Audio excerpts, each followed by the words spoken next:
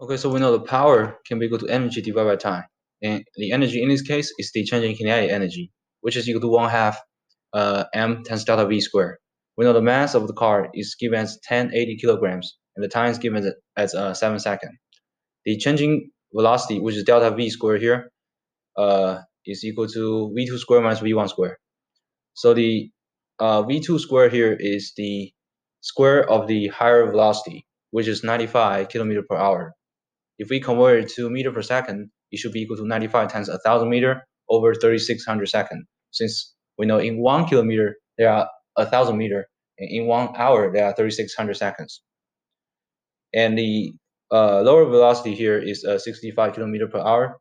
If we convert to meter per second, it's 65 times 1,000 meter over 3,600 seconds. So therefore, the changing velocity squared, which is delta v squared, can be equal to 95 times 1,000 meter over 3,600 seconds to the power 2 minus 65 times 1,000 meter over 3,600 seconds to the power 2. And this will give us the changing velocity square is equal to 370.37 meters squared per second squared.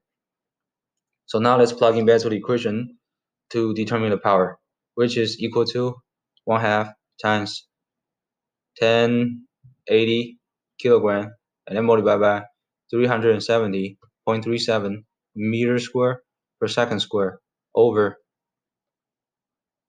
7.0 second.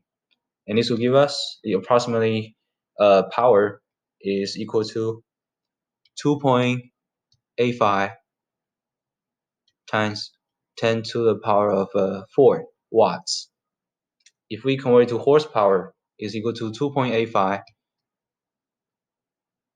times 10 to the power of 4 watts, and then multiplied by 1 horsepower over 746 watts.